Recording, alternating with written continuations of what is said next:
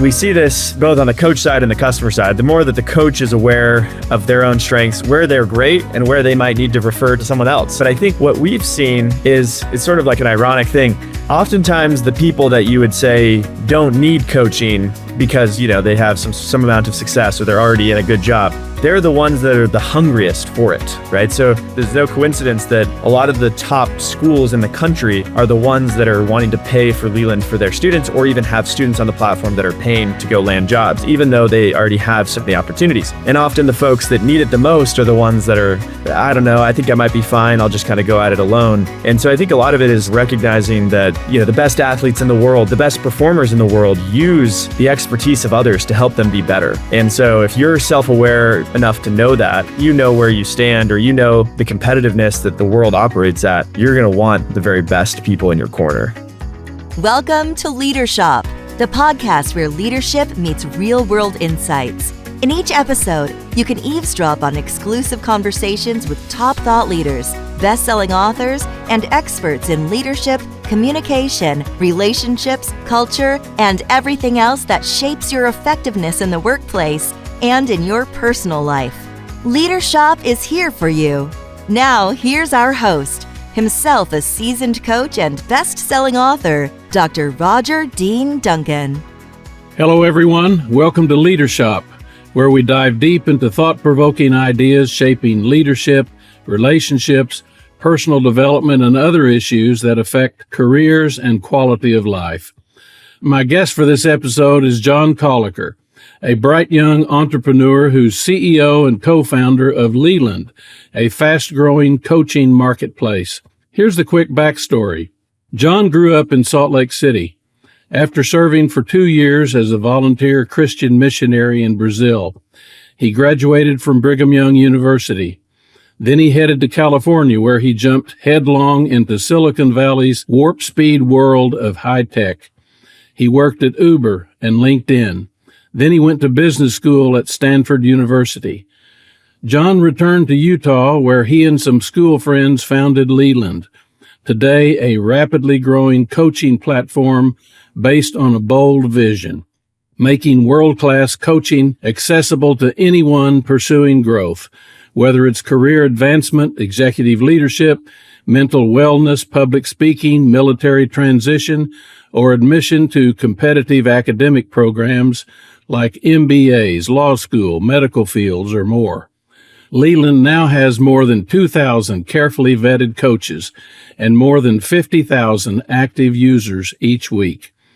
While he was an MBA student himself, John raised $5 million for his startup, and to date has raised about $20 million. He's the happily married father of 4 boys and manages to keep his family life priority. John Koelliker, welcome to LeaderSHOP. Thank you, Roger. What a kind introduction. Please tell us, if you would, what early experiences shaped your interest in leadership and personal development? Yeah, it's a great question. I think it comes from a few different things. Number one, so I'm the oldest of 5 kids in my family, and so I kind of felt like I was always trying to play the role of helping younger siblings, and whether they're applying to jobs or schools or whatever. I also feel like I had lots of amazing mentors in my own life. My dad was a dentist and my mom was a school teacher, so we didn't really have a lot of people in the business world per se, but I had a lot of neighbors or other mentors or friends, or even just students a year above me that helped me, and I think that taught me the power that one great relationship can have in your life, and felt like there was opportunities to expand that. So you've decided to pay it forward. Yeah, I guess so. Tried to. Yeah. So when you started Leland, what problem were you solving? Yeah, I think it came down to access to expertise could change lives. And so many people did not have that access, right? And sometimes that is expertise, and sometimes it is actually just the relationship. right? Where you have someone that believes in you or someone that can hold you accountable. And there's a lot of these admissions firms or career coaching platforms that can be really expensive. They can be prohibitively expensive for a lot of people and can cost tens of thousands of dollars. And we felt like there was an opportunity to democratize that access to both people, to content, to courses, to all sorts of different things. Was there a defining moment, a particular time when you realized that the coaching industry needed to be reinvented? Yes. Yeah. So I had been working at all of these marketplace platforms like Uber or LinkedIn and at another startup called Curated that matched people to experts who could help them shop for different products. So I'd been kind of in this world of connecting people to help someone solve a problem. And then on the side, I'd been doing this coaching content side hustle because I'd gotten into business school and I'd started to just get some people reaching out to me asking for help. And I started just doing it for free. And eventually I realized, well, maybe I could charge for this because I don't have a ton of time. Maybe this could be a little way to subsidize my overpriced studio apartment in San Francisco. And yeah. So I started to just help people with their applications. And I was sort of the low cost option in the market and started to get, more and more, I guess, traction on this little side project and didn't think that it was going to be anything more than a little side project. And I remember I ran this boot camp where I had about 70 people applying to business school and I taught them, everything I needed to know. And my hope was that I'd teach them everything they needed to know. It would be cheaper for them to join the boot camp than it would be to pay for time with me or with someone else. And that I would sort of cannibalize my coaching. And what ended up happening was the exact opposite, which was I had built trust with 70 people over the 6-week period during the boot camp. And now all of them were interested in working with me one-on-one because they had built a relationship. They learned from me. They thought, they wanted to figure out what it meant for them personally. And I said, I'm so sorry. I just don't have time. I have family and a full-time job and all these things. And someone said, well, what if I paid you $15,000? And I was like, whoa. Well, got your attention. Yeah, well, maybe I can find time. But also, like, how sad that most people were never going to be able to afford that, and sure, realized there needed to be a better way to unlock this. And I actually remember I was in my Stanford apartment. I remember the exact moment when I realized I needed to build a marketplace, combine my day job with my side hustle, and go after this so that I could democratize access. And the rest is history. Yeah, I guess so. So how did your own upbringing or education influence your entrepreneurial mindset? You clearly have that. My mom, who was a school teacher, was very entrepreneurial. We were always doing random entrepreneurial things. So as an example, I remember selling flowers outside of my sister's dance recital because we saw that a lot of parents would forget their flowers and they'd be willing to pay whatever we were charging. Right. And so I'd stand out there I actually have a picture of me in the rain selling flowers. I'd make a few $100s. And then we would sell things on eBay all the time. I was selling things on eBay. I started a baseball company with my dad in college. And we ended up getting this little baseball into Nordstrom and J. Crew and a bunch of other stores throughout the country. That business is still going, run by my little brothers. Wow. So I think it's just a little, we've always had little side projects. I've always had, my wife always jokes with me that she wants to be my side project at some point, but it's just fun to have little things.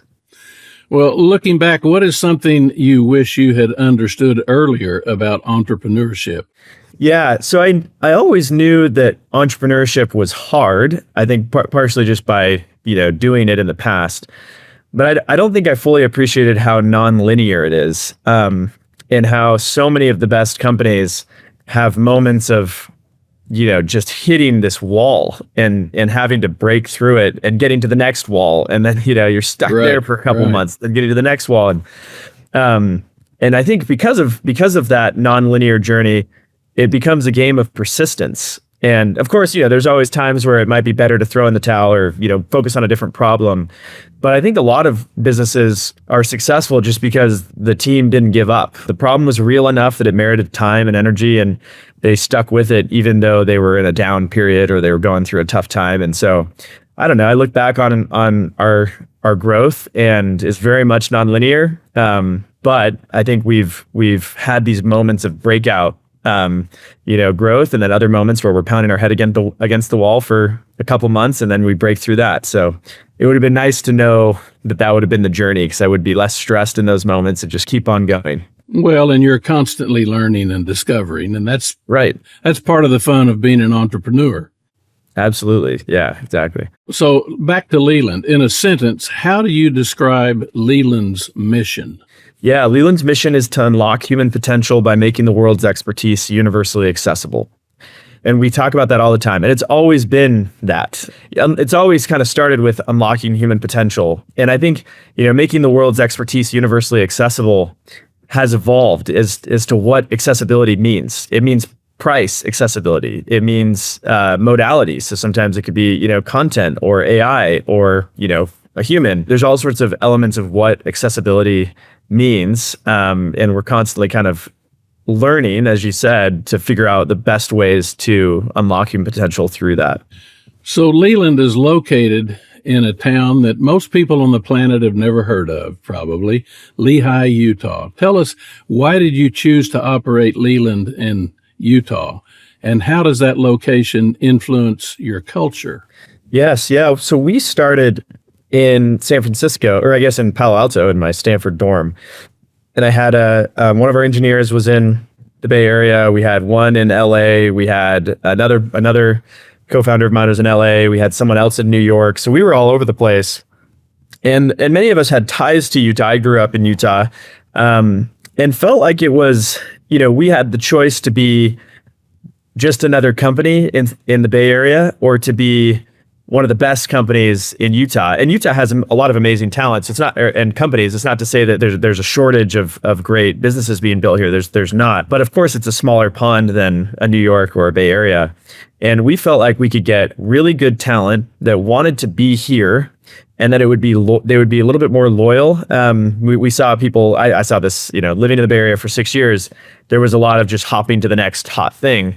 And we felt like in Utah, we could build a culture where people would want to stay and build their career for a decade. And we really wanted that, especially as a mission-driven company. And I think that it influences the culture because we get people that want to move at a fast pace, that enjoy the kind of the craziness of a startup and the DNA of coming from maybe a bigger city or a bigger market that we have here, but also enjoy living in Utah and like to get outdoors and, have a family and live a life. So I think have a life. Yeah. Yeah. I think it's a nice combination. Well, and a lot of people don't realize there is a lot of tech talent in the state of Utah. Yeah, totally. I mean, there's some amazing businesses that have been built here for decades. And, we're really grateful for those entrepreneurial roots, because I think it gets everyone excited about working at a startup because they've seen these success stories and want it to be part of their journey too. Right. So what problems does Leland help solve that most people don't even realize exist? Yeah, it's a great question. There's a lot. I think people don't realize how costly or important it is to get into the right company or school or opportunity, right? It can be life-changing. And so when someone invests in themselves in order to get that right job, or build that skill that helps them get a promotion or helps them get into the right school or helps them prepare for a test or whatever it is, we have, customers doing all sorts of these different goals. Investing in yourself and your career, your education is incredibly high ROI. And because of that, there's high willingness to pay. And that stress, that anxiety, that excitement, that energy, it exists in all of us, right? And ambition is this through line that exists in millions of people around the world. And whether that's the ambition of trying to, get a better job or provide for your family, or it's someone that just lost their spouse and is trying to figure out how to go provide for, their kids at home, or it's an intern in a college dorm trying to figure out, what do I do with my life? That ambition is really, really powerful. It motivates people to do things. And that I think, people don't really realize the power of that. So Leland is known for high quality coaching. What specifically has enabled Leland to earn and maintain that reputation? It starts with the quality of the people on the platform. We've been really picky and lucky that we can be picky about having a really high bar. And so we review and vet everyone. The rate that coaches are accepted and go live on the platform hovers around 5 to 10%, depending on the month. So it's we keep the bar very high. And I think we've been very customer driven. And it's really important. We'll get the question all the time, like, oh, do you guys have two customers, your coaches and your customers? And the answer is no. We have one customer, and it's the customer. And that doesn't mean the coaches aren't important partners or that we don't care about them. We do. We care about them deeply. But we know that if we serve the customer and we start with what they want, and then we tell coaches, hey, here's what customers want, and we have customers for you, they're going to be more successful. And if you flip that and you say, oh, we're just going to go be coach first, you don't always end up with customers for them, and that it ends up being worse for everyone. And so I think it's about being customer first, about keeping the quality of the coaches and the experts on the platform high, and then investing in training and tools to make them more effective. Well, for seasoned coaches, there's much to be said for accountability. Yeah. And they are accountable to the platform. They are accountable to the platform that sponsors them, if you will. Yeah, absolutely. And that's why we collect reviews and we display those very prominently. So you can go, we publish them at the entire company level, but you can also go read those reviews on coaches. And we saw that with a lot of existing solutions out there. You'd go to their websites and it would just be a bunch of 5-star testimonials that you couldn't really trust. And we really wanted Leland to be a place where people could build trust and could know what they were getting, if it was high quality or not. Right. So how does Leland ensure real transformation rather than just transactional advice? It's a great question. So I think it's one of the things that I would say people don't understand about what it means to work with a coach or, someone on the platform. And I think, and this is something we have to educate our customers on even, is that we are not an advice platform, right? We are a platform where you build a real, of course you might get advice, but we're a platform where you're building a real relationship with someone that's trying to help you reach your goal. And so coaching is very active. I think while mentorship can feel like, you're taking a call on the way to work and, trying to give someone some quick thoughts or advice, coaching is prepared. It's focused on the outcome. It's focused on the person. It's tailored. And so I think the whole purpose of that relationship is about helping someone become something and reach their goal, as opposed to just, imparting quick advice that they could find on the internet. And that's what people are paying for, right? That's what they want. It's not just... Sure. And I can see how working with Leland would help a coach grow professionally in capacity, in outlook, the whole package. Yeah, absolutely. Yeah, we want them to feel like they have a community and they have a team and tools and technology that can make them more effective, and a customer base that they can plug into. Sure. So what's the most requested career coaching topic? Yeah, we have coaches in hundreds of categories. And so it could be, every day we see something new, some new niche master's program that people are interested in, or a new skill. We've had people come on asking for chess coaching, all sorts of niche Okay. topics, right? Yeah. But I would say lately the most common, or I guess the trending topic is AI productivity. How do I leverage AI in my day-to-day to be better, to build an agent that can help me be more effective in my job as a marketer, as an engineer, as a product person? And we have some amazing AI experts that are helping people apply that to their specific role, so that those people can feel like they're getting 10x faster or, more productive. AI is making the world more interesting every day. It is. It's true. So how do you measure coaching success for individuals? Yeah, it starts with them. It starts with their own goals. It's one of the harder things to do, right? Because everyone's goal is unique. And so, yeah, whether it's the college student trying to get an internship, or it's the busy executive that's trying to figure out how to scale themselves as their company is transformed, or even, we have founders on our platform that are trying to raise capital for their business. But we actually ask you, what is your goal? Tell us your goal. And then we gather data on that. We can then recommend different coaches or products based on what their goal is. And it also serves as the foundation for the coach to understand what this person is trying to accomplish, when the deadlines are, if there are deadlines, and kind of the time frame they're working towards. But it's very unique. It's very personal. Sounds to me like when you were that MBA student founding Leland, it would have been helpful to you to have a Leland It would have. Yeah. Coaching you. Yeah. Well, the funny thing about it is, when I applied to MBA programs, I remember asking someone, hey, for their advice. They were at Stanford. It was a mentor in my neighborhood. And I'd asked, and he was like, yeah, well, who are you going to work with as, an admissions consultant? And I Right. was like, what What's even that? is that? Yeah, what is that? I'd never even heard of it. And he's like, oh, well, like 70% of your class will use someone when they apply to school. And I was like, what? Okay, would love to, who did you use? And so he introduced me to this guy, and I didn't have money to get this big comprehensive package, but the admissions consultant was nice enough to let me use a few hours of time, and it was expensive, but it was definitely worth it. Well, now fast forward 10 years since I used him, he is now one of the top earning coaches on Leland, my admissions consultant. So Yeah. I think it is, it's one of those things that it's a small world. Life is long. You never know where your paths will cross. What goes around comes around. Yeah, absolutely. Your change initiative has the budget. The strategy looks solid, and everyone's nodding along in the meetings. But for some reason, it's going nowhere. Dr. Roger Dean Duncan knows why. After 40 years in the trenches with top business leaders, he knows that change fails when organizations lack the right foundations: trust, accountability, and real communication. Dr. Duncan's free 10-minute assessment shows you exactly where your organization stands. Answer a few straightforward questions that reveal your true change readiness level. Don't waste months discovering the hard way. Get your free assessment today at leadershop.net/change. Again, that's leadershop.net/change. So in Leland's coaching framework, what role do self-awareness and emotional intelligence play?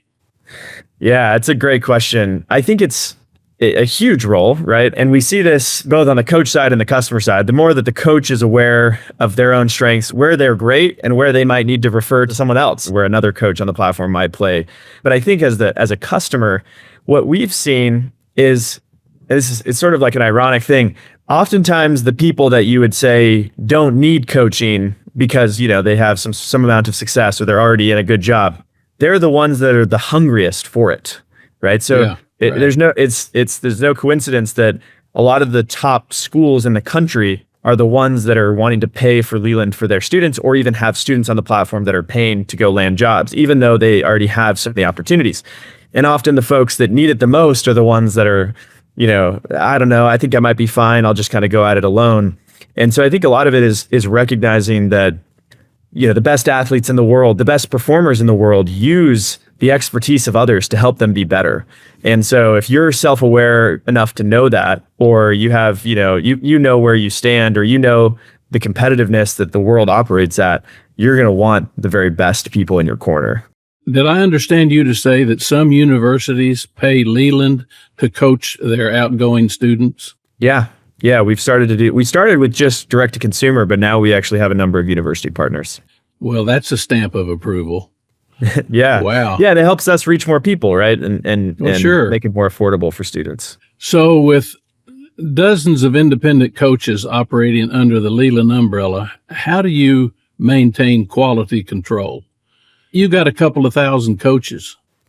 Yeah, it's a great question. We think about it all the time. The first part of vetting is easy. It's what is their resume? Have they done the things they're going to help people with? Do they have their credentials, right? That's the easy stuff.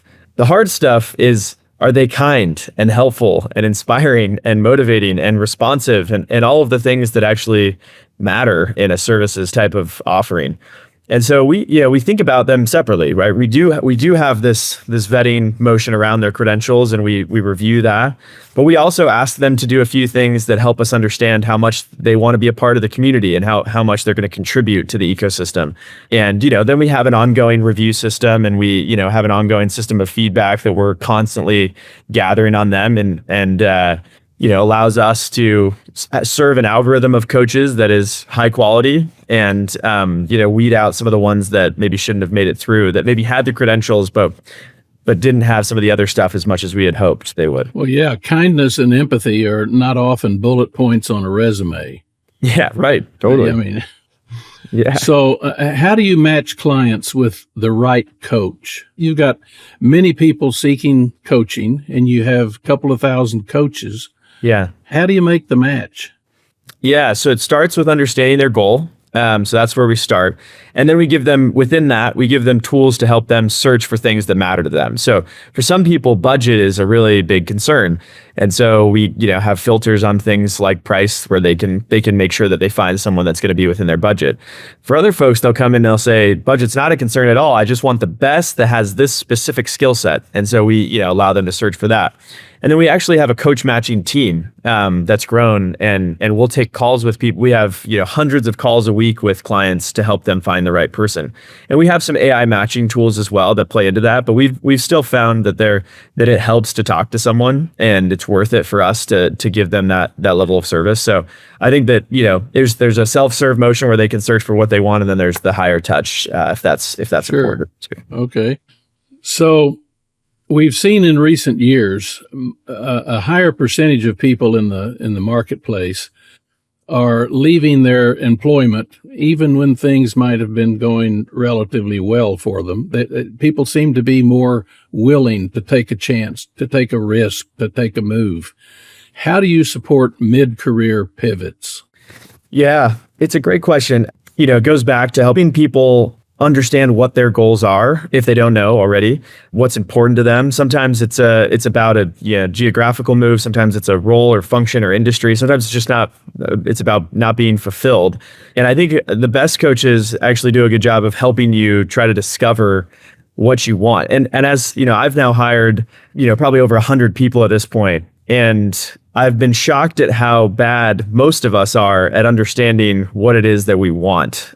And I think sometimes there's some sort of forcing function where it, forces us to wake up and kind of see. And I think there's also there's just a lot of great opportunities out there. And so sometimes it's not a matter of the company being a bad fit, but more so there's just something new that someone wants to try, and the job market supports that. I think it's getting harder. I think the economy right now is not easy. But I think we have coaches. We try to match people to coaches that fit their experience level too. So I chatted with someone the other day that's applying for director of product management roles. And so we have a deep bench of kind of experienced executive product managers or director VP. So we need to make sure we match them to the right people. While we also have recent grads in product management that are less experienced than the person receiving the coaching. But those people we don't match them to him, right? We match those people to the college sophomore that's trying to figure out what they want to do. And actually talking to the person 2 steps in front of them is more helpful than talking to the person 15 steps ahead of them. So I think it's about matching them to someone that understands that mid-career pivot they want. You said something that triggered another question. If a coach is coaching someone who wants to get into a product management role, are some of your coaches, for example, in a product management role themselves, in addition to being a coach? Yes, we have so the range of coaches we have, it varies from full-time professional, it's all they do every day, to practitioners that do it on the side. Yeah. And I think that's especially true in career goals or roles that people have. Oftentimes they want to work with someone that's in the industry, that's living and breathing it.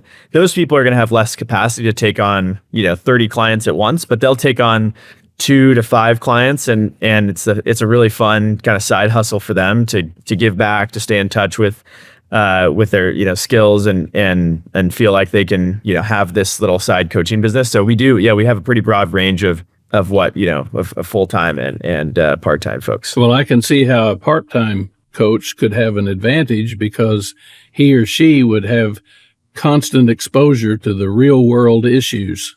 That's right. that they're coaching about.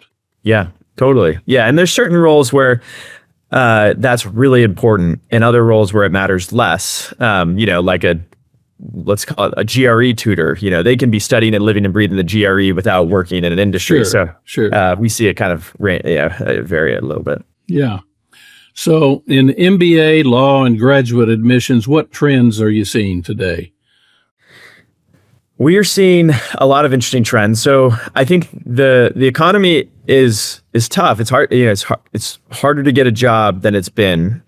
And And so in those types of markets, you see people going back to school, right? They get more credentials, they get more education so that they can be more competitive in the market. I think you're seeing with a lot of MBA law and graduate admissions, you're seeing a flight towards quality, and people are kind of, there's more people that are saying, I want to go to the top 10, top 5, top 2, or I'm not going at all. And I don't think that's a bad trend. I think that's okay. It puts pressure on schools to deliver outcomes. And if they're not going to deliver outcomes, they're going to have a harder time. And so you'll get some of the beyond the top 10, top 15 law or MBA programs. You'll see people apply there, but it tends to be folks in the area that care about that, geographical or the specific ties of that school. But you'll see people willing to relocate around the country for the top 2, top 5, top 7. And so we see, flight to quality. I think we're seeing more applications than ever before. So application strength is very high. And I think that's partially because the job market is hard. And then I think in the actual programs themselves, you're seeing a lot of folks do maybe non-traditional career paths. So while a lot of MBA students used to go into the consulting or the banking tracks, you're seeing a lot of them pursue search funds. You're seeing a lot of them pursue entrepreneurial things. Tech is recruiting less from MBA programs. And so you're seeing people go to startups instead of big tech. And so anyways, there's all sorts of these types of trends that we see. A lot of very interesting things going on in the marketplace. Yeah. So what's the most common misconception that graduate school applicants bring into the process?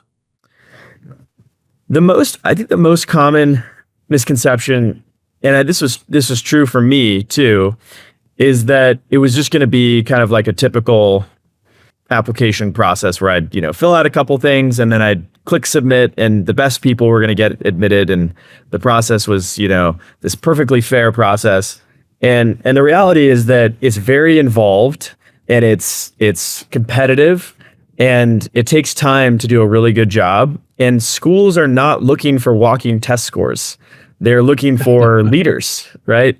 And so I think that you get people that will come in and they'll say, well, I have a 3.9 undergraduate GPA and I have an amazing GMAT or GRE score or LSAT score, whatever it is. And so I'm a shoo-in. And unfortunately for them, that's not the case. I think fortunately for all of us, if you understand that, you can kind of work backwards from what they're looking for, which is they're looking for leaders who are going to impact the world in some unique way, right? That every one of these programs, leadership is one of the most, this is the name of your podcast, but I think leadership is the most scarce resource in the world. They want leaders. They can't find enough of them. And unfortunately, a test score doesn't communicate that. It maybe communicates your intellectual ability or how you can keep up or how analytical you are, but they want to know, can you inspire people? Can you lead people? And so the application process needs to contribute to that. It needs to make that clear to them. And I don't think most applicants understand that. Well, in today's marketplace, what leadership skills are most in demand? It's a great question. I think leadership shows up very differently for different people. And I don't think it's worth trying to adapt your leadership style to fit what you think is the definition of leadership. However, to answer the question, I do think that there are certain skills that matter. I think communication matters more than ever before. And I think it's easier to fake that because you have these AI tools or other things that make it easy to just outsource communication, but good communication still matters. I think the ability to be positive in the face of opposition and just have that bent, the optimistic bent matters a lot.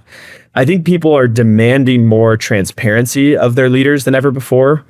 And I see that with, how I run Leland. We're very transparent about our metrics. I know these are smart people. I can't fool them. So I need them to I need them to know how we're doing, good or bad. Well, it's about trust. It's about trust. Absolutely. Yeah, trust. I think it's a great way to summarize it. So I think that those are some of the things that we see. So what role does storytelling play in coaching? If I'm a coach and I have experience and insight and I'm working with one of your customers, what kind of storytelling can be most helpful to that customer? Yeah, we think about this all the time. We actually have a cultural value called celebrate stories. And because stories matter, they're inspiring, they move people. In admissions or even a career process, you're really trying to get the other party to believe in your story, to want to be a part of your story, to feel like you're the underdog that's overcome, that's, you're showing this distance traveled. We talk a lot about that. How have you gone from where you were to where you are now, which is an indication of where you'll be in the next 5 to 10 years, right? And most of these schools or companies, there's the law of attraction, right? People want to stamp their brand on people that don't need them to be great. They want great people that are going to go be great no matter what. And a lot of the story that you're telling is showing them how you are going to go impact the world in a unique way. And sometimes it's a quote, sometimes it's a person, sometimes it's some other theme that has shown up throughout your life. And, you're kind of illustrating that distance traveled through that theme or that story. Sure. And good coaches don't necessarily make themselves the hero or heroine of the stories. Absolutely. But if they have the experience that they should have, they will have observed a lot of heroic leadership behavior in others that can be very helpful in their coaching. Absolutely. And for many of us, the things that we are boring to ourselves, and right. A good coach helps us understand, wait, say more about that you just brushed over on this little topic. And that is really interesting. Let's pull on some of these threads. And this thing that you thought was really interesting, it's actually, maybe less interesting than you thought. And I'm going to kind of help you figure out what's special about you. Yeah.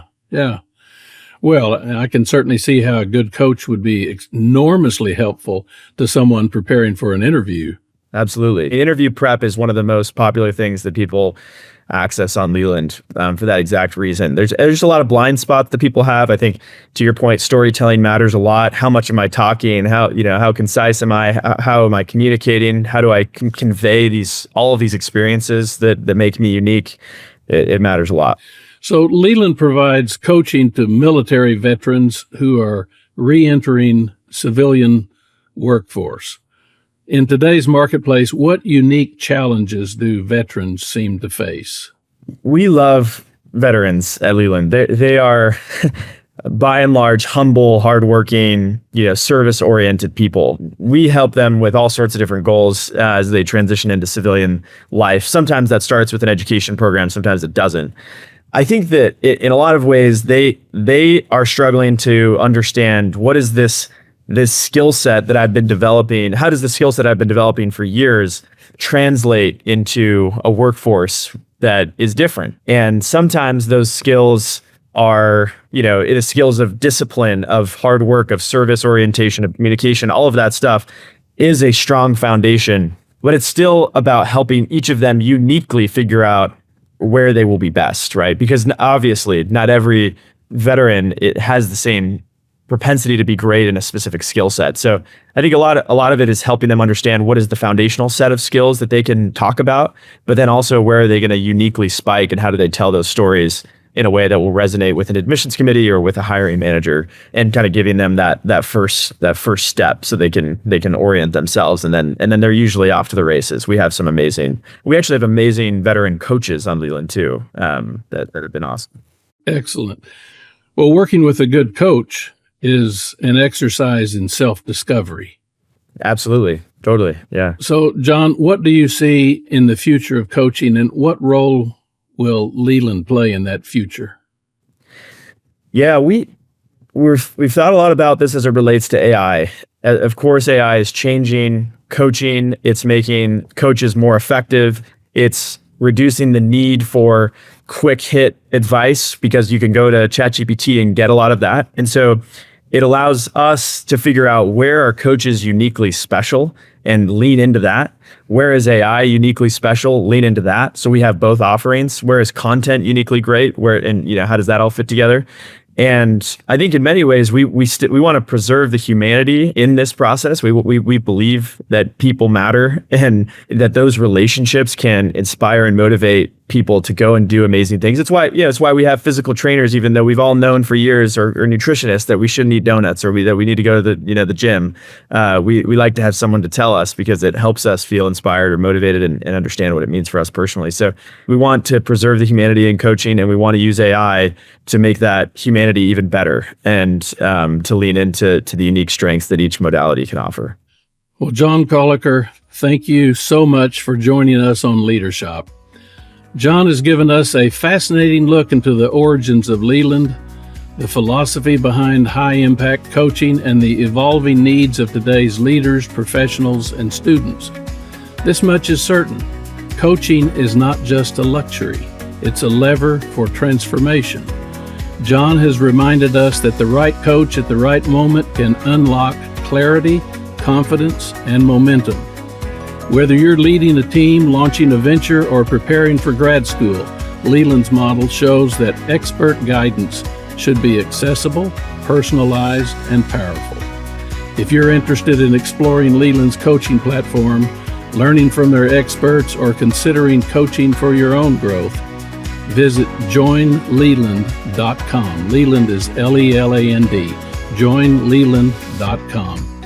If you found this episode valuable, please share it with your team, your network, or anyone else who's serious about personal development. And be sure to leave a review. Even a single sentence fuels the algorithms that promote the great content that the LeaderSHOP podcast offers. And remember, for free resources to help you in your leadership journey, go to leadershop.net. That's leadershop.net. Thanks again for joining us. Until next time, stay safe, be happy, and spread good cheer wherever you go. For LeaderSHOP, I'm Roger Dean Duncan.